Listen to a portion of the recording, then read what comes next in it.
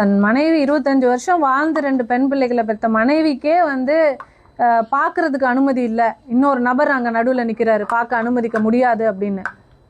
அவங்க அம்மா அப்பா போய் பார்க்க முடியல, நடுவில் ஒரு நபர் நிற்கிறாரு, அந்த நபர் பேரை நான் தேவைப்பட்டா சொல்லுவேன், நடுவில் ஒரு நபர் நிற்கிறாரு பார்க்கக்கூடாது அப்படின்னு. அப்போது விஜய் என்னவா இருக்காரு?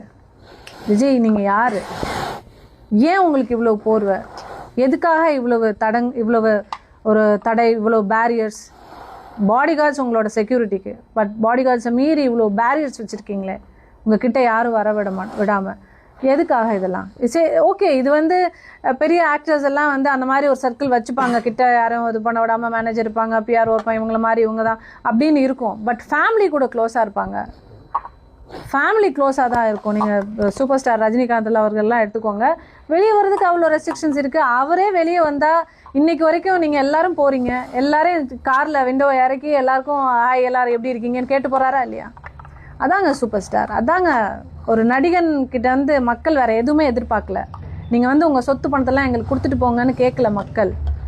உங்கள் மேலே ஒரு ஃபேன் ஃபாலோவர்ஸாக ஒரு ஃபேண்டம் இருக்குது அப்படின்னா எல்லோரும் எப்படி இருக்கீங்கன்னு அந்த அந்த ஹீரோ வந்து கையாட்டிட்டு போயிட்டாலோ அது வந்து அன்றைக்கி வந்து அந்த டே ஃபுல்லாக இவங்களுக்கு ஹாப்பியாக இருக்கும். நம்ம பார்த்து ரசித்த ஒருத்தர் நம்மளோட ஹீரோ சார் நம்மளுக்கு கையாட்டிட்டு போயிட்டாருன்னா அதை கூட நீங்கள் செய்ய மாட்டீங்க, அந்த விண்டோவை இறக்க மாட்டீங்க.